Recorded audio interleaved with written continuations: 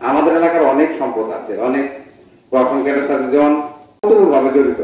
এবং ইতিপূর্বে ইরাদে বলে গেলেন আমাদের ইউনিয়নে মসজিদ হয়েছে কয়টা?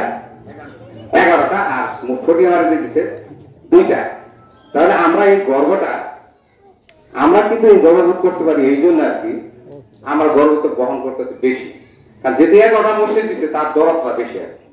কাজে আমরা মনে করি ছোটি আমার এক চন্দ্রকোনার ডিভাইড নেই, কোনো বিভক্ত নেই, সে আমাদের সেনাপ্রধান।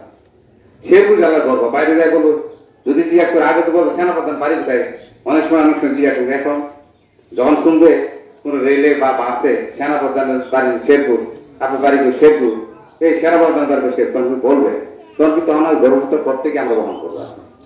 কাজেই আমাদের এলাকার অনেক সম্পদ আছে, অনেক প্রশাসনের সাথে যেমন নাইদুর আব্দুল সামাদ, নাইদুর সিনিয়র সচিব, নজরুল ইসলাম চলনার সম্পদ, যেমন বেলসা হায়দর সে 8 নম্বরের সম্পদ, যেমন ডক্টর মোহাম্মদ ইসলাম জাতীয় বিশ্ববিদ্যালয়ের ভিসি ছিলেন, উনি আমাদের পার্শ্ববর্তী ইউনিয়নের সম্পদ।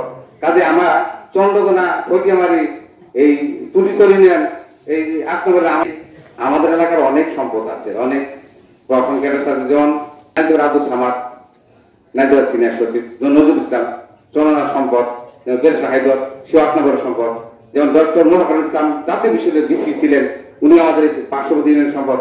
কাজে আমরা চন্দ্রকোনা ফটিয়ামারি এই তুলিচর ইউনিয়ন এই 8 নম্বরের আমাদের ঘিরে কিন্তু অনেক বড় বড় লোক আছে।